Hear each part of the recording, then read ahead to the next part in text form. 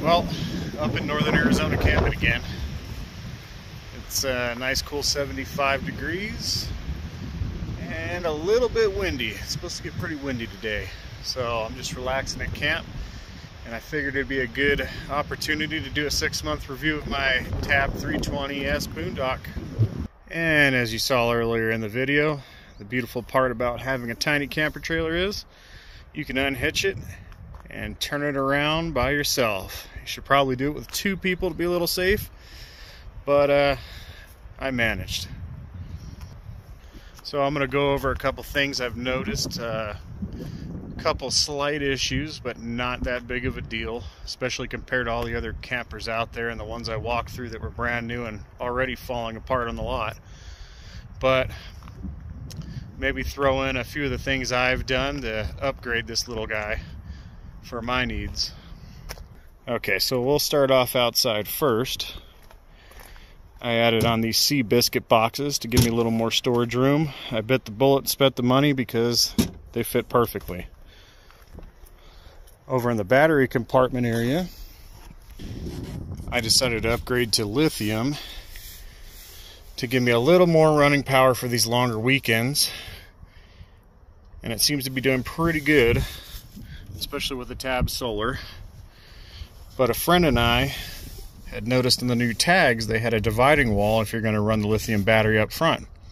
I didn't want to go through the hassle of running it under the bed like some people do. So for a little safety, we created a dividing wall. And on that dividing wall, I have a tire minder relay system for the TPMS sensors on the tires that I bought. I'll go over that in a minute. I also decided to add a second Victron MPPT charge controller, which I have hooked to an SAE plug. That way I can run my portable solar panel if I'm not in optimal sun conditions. This thing here is a control box for Lux lighting systems. This is Bluetooth. It comes with a keychain, or you can use a phone app. And I am running rock lights under the entire trailer. Pretty simple and easy. The lights just use a magnet and you stick them on underneath wherever you want them. So since I'm running a lithium battery and it is outside, I didn't want to have it stolen, and I'm running propane on this side and I don't want it locked in case of a fire, I made my own battery anti-theft bracket here. I took some heater strap, bent it, and I pop rooted on a hinge with a lock. That way, hopefully, nobody steals my battery, or it makes it a little bit harder for them to do so. I did upgrade to a 100 amp hour lithium battery. The battery is a Sun Gold Power, and it is Bluetooth at, so you can check the percentage, and heated. Now, out of my paranoia, I found this fire resistant bag I decided to use just in case. And it just unzips.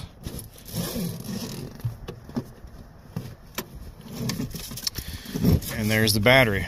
The nice part about this battery is if it was exposed, it has its own monitor. You don't even need an app. And then back here in this little pocket area, I took some old foam from the battery box that I had, and that is where I store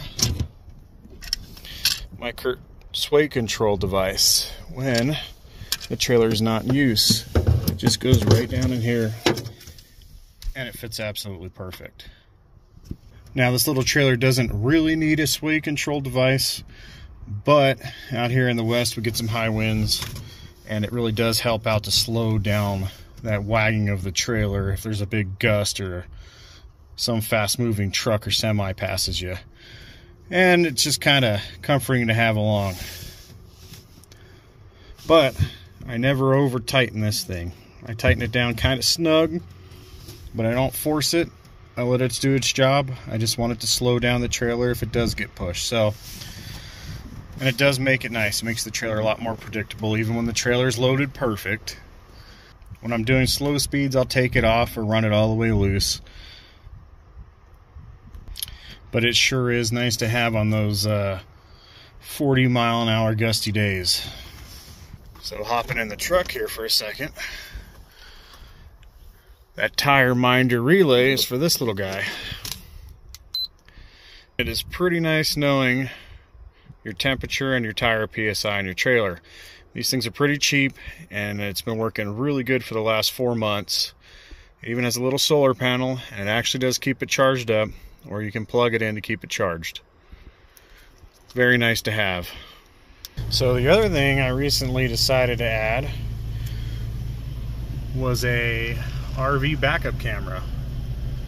And this is a cheap Chinese dough honest. I think it was like 120 bucks on Amazon with a screen, and it is completely wireless. It just plugs into your cigarette lighter and you hit the button to turn it on,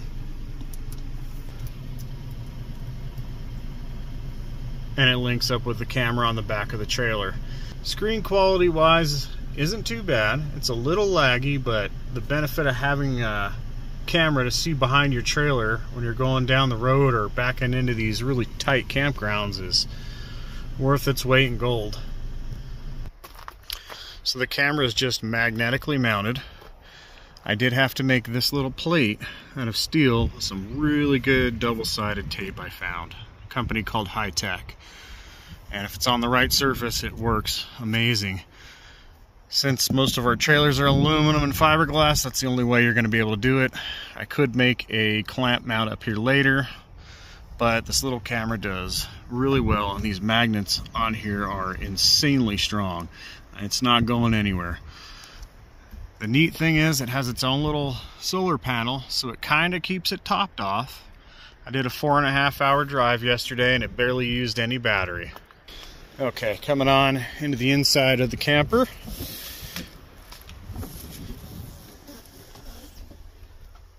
Some of the few things I've added was this paper towel roll. Definitely needed one. There's not a lot of space and really don't have anywhere to put it in here. So that worked out pretty good over here. I bought this little collapsible strainer thing that helps out and give you a little more counter space too. I recently found this charging block. I have a couple of these bathroom hanging shelf basket things in here. They just suction cup on. They work really well if you have a nice clean surface. I picked up a USB rechargeable fan.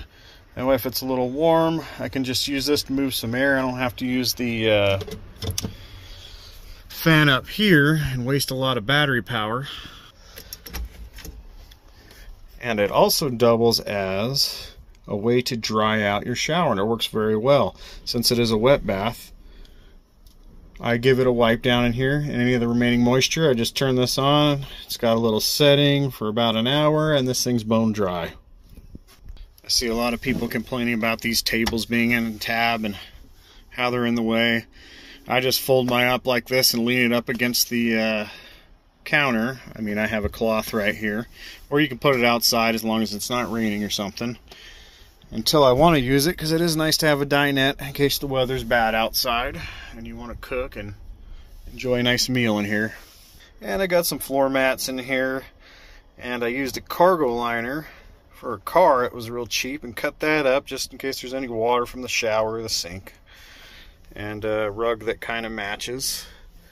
Right now I got this thing configured into kind of a one bed just to lay down during the day, and I got all my blankets and everything tucked up in here. A really useful thing I found to keep this trailer clean, this little Fantic vacuum, and this thing works phenomenal.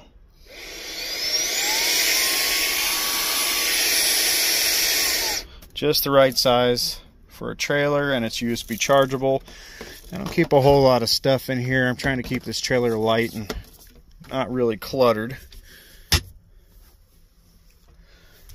Over on this side, I got all my Nucamp paperwork and manuals. I have a little TV antenna I can set outside, and it actually works pretty good to pick up some channels. And some of this reflective stuff that I had cut to put in the windows, although it's not good to put in the windows in the sun because it could warp your window. But if it is extremely cold, I go up in there and it helps keep some of the cold out of the window area. And over on the bathroom side, I added this peel and stick shower floor mat. I had to cut to the right shape and size to fit in here. I thought it made it kind of nice and keeps the floor protected. And for the shower curtain, I just keep it attached by the top two buttons. And I put a little peel and stick stainless hook back here. And that way I can just drape it right here and keep it out of the way and keeps it kind of dry. I also have another one of those suction cup bathroom holders or toothpaste holder, but it works perfect for a small bottle of shampoo. Now, with these, you do not want to put it on this kind of a surface on an angle or anywhere it's hanging down and it's going to pull.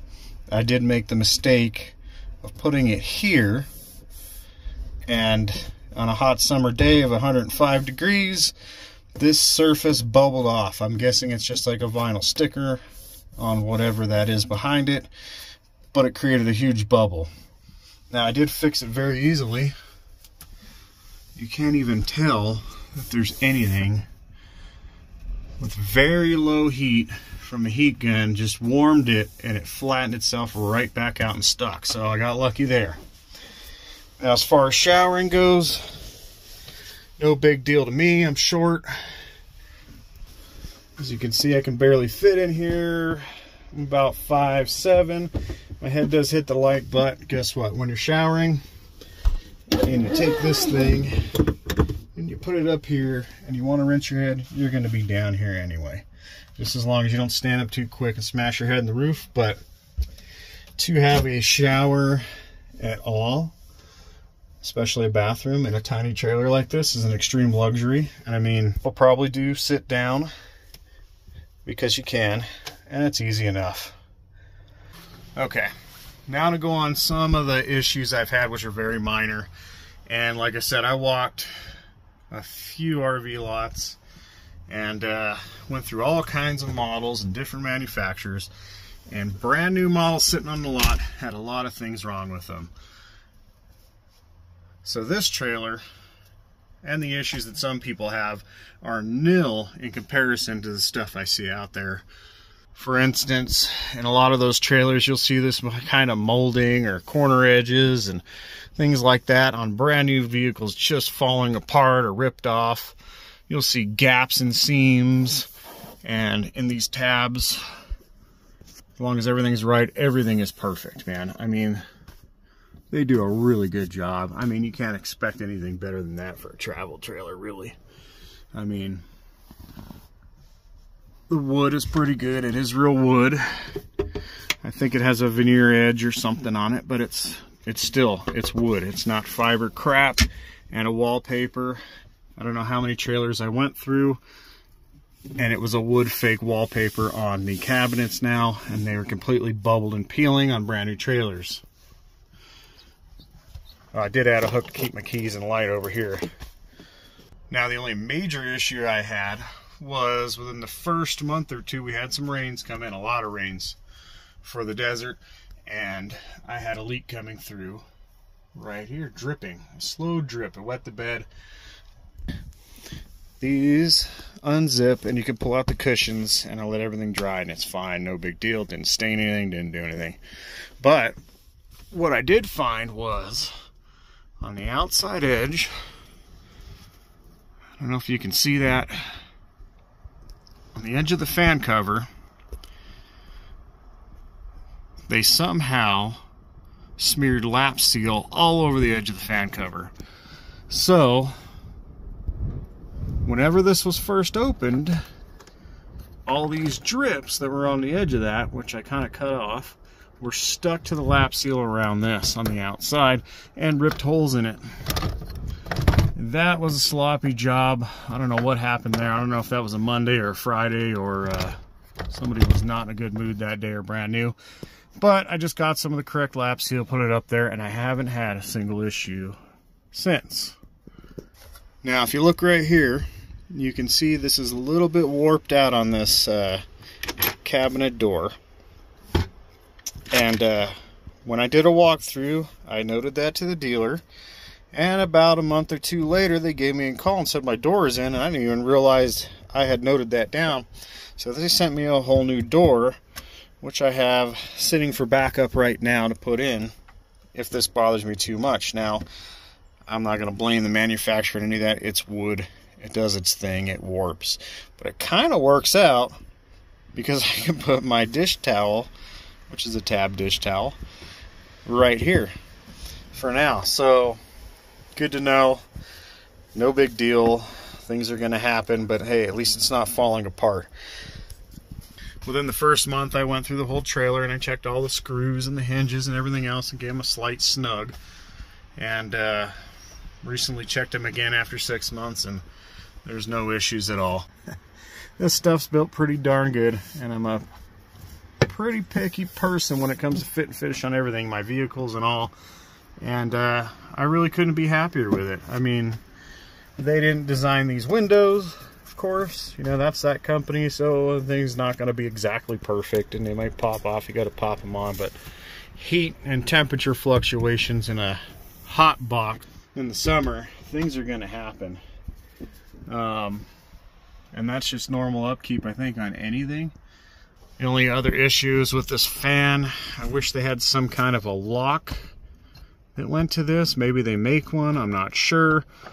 And they say these are good. They're not the best, I guess. But I mean, you can hear after a little while, this thing kind of makes a noise. But, oh well, that could be replaced and upgraded later. But as far as the lock goes, I came up with an ingenious solution. I take one of these night-eye rubberized ties, and I put it in here, and I wrap it all the way around in underneath and wedge it all up in there. And this vent doesn't rattle loose and pop up on the highway. That was the issue I had with that. But not Nucamp's fault. As far as TV goes, I just added a Roku stick, and power cable goes here to the AC port, and when it's not on AC, it works on the DC plug underneath. So I can watch some TV shows and movies.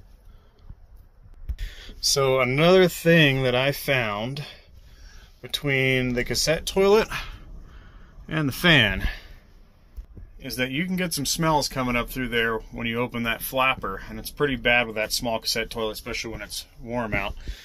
The Happy Campers powder seems to be the best thing I used so far for that little cassette and smell. But I found, instead of wanting to vent outwards, if I vent inwards, it creates a positive pressure in the trailer, and that pressure goes down through that cassette and out the vent in the cassette out the bottom instead of being drawn out. So I guess the good thing on that is these trailers are sealed so well that it's drawing pressure from the outside even through the cassette toilet when that fan's running and venting outwards. So kind of a neat little hack I found. It would be cool if they had these fitted up like some of the Europeans, where they have a carbon cartridge under that cassette, and when you press the button, a little computer fan kicks on and it draws the pressure out. But good enough for now. And for those wondering how the tire pressure monitors work, it's very simple. You just screw them on to the end of your valve stem. There's a little locking ring behind it if you want to lock them on. Just screw them down. There's little tiny flat batteries in here, and in 5 months, 6 months of using these now, these things are still working flawless. And the very first issue that I noticed with this trailer was this trim plate that holds in the shade. When I first got this home, we were baking at 110 degrees outside, so this thing had to be 120, 30 inside. Now, once again, not Nucamp's fault. things are getting made weird, especially glues and tapes. This is just held in by double-sided tape. So whatever they were using kind of melted and got gooey, and this thing popped out. But like I said, I found a really good company that makes some really good high temperature double-sided tape if you have a good, clean, smooth surface. And that isn't even a smooth surface. This stuff works phenomenal. And it is called High Tech. Oh, and back to this really neat plug. And they make these in different sizes, and that has 2 AC ports underneath. And I just command strip velcroed it on. That way I can take it off, and then this thing splits apart, and you got a 3rd AC port if you need it. But I thought it'd be a lot more convenient to put this up here, because they put the plugs down here. I don't know why they do that, but I have my USB when I'm on DC power running up through there. It comes up, and I got a little USB plug here. And the neat thing about that other plug is they're completely flat and out of the way, and that gives you a little more room in here in this tight space. As far as storage goes, I just found some of these totes seem to work out perfect. And it's just a lot easier to keep everything in here from flying around, and just set it in. Stow everything as you need. Got some glass cleaner, by the way. That's all I use to wipe this thing down. And it works. It's worked on everything. Vehicles, it's safe on tint. Seems to be working just fine on these windows. There might be something better, but you got to use a very clean microfiber. Rinse the window off first so there's no dirt on it to scratch. Some of these locks sometimes get a little sticky and won't stick and latch. But I found that I just put a couple light drops of some lubricant, not WD-40, a dry lubricant in there, and work them. And it keeps them nice and free-flowing and moving. And down here I keep my chemicals, and honestly, out of everything I use, and I've went through everything, this, for at least a cassette toilet in warmer temps, seems to hold up better. It kind of almost eliminates the smell until that thing gets too full. These things worked okay, but once they're gone, I'll stick with the Happy Campers.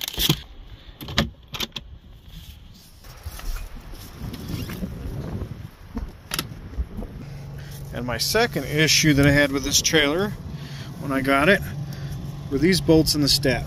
There's a couple more up in here. And once again, not Nucamp's fault. Whoever designs makes these steps.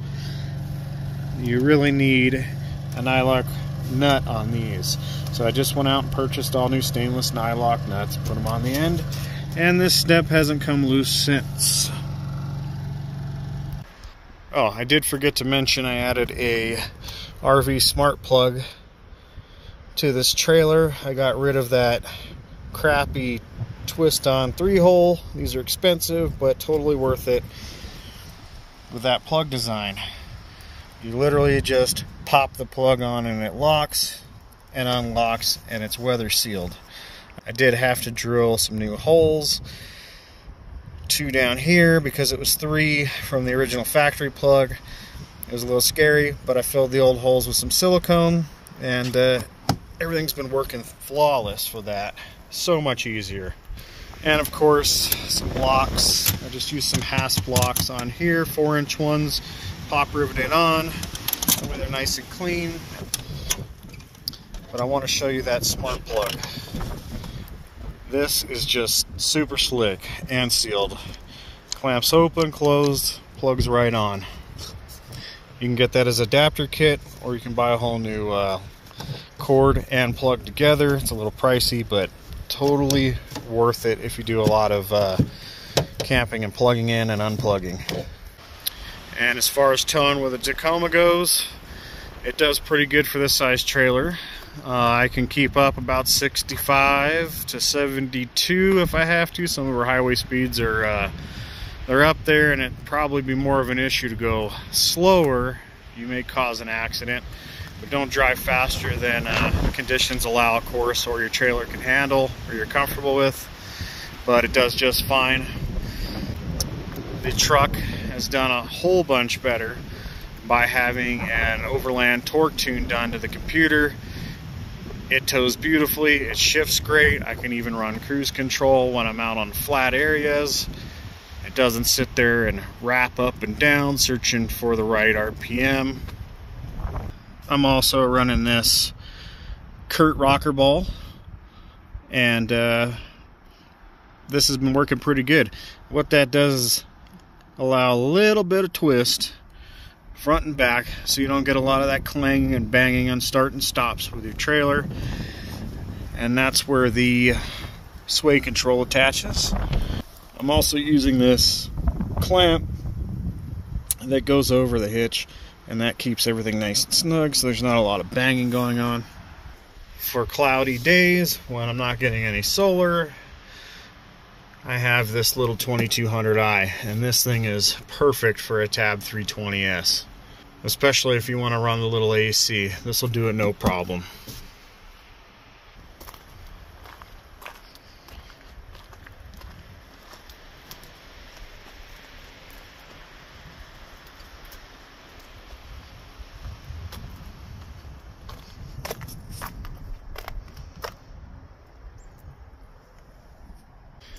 And that concludes my update and review of the things that I've done to this trailer, and some of the things that may have gone wrong.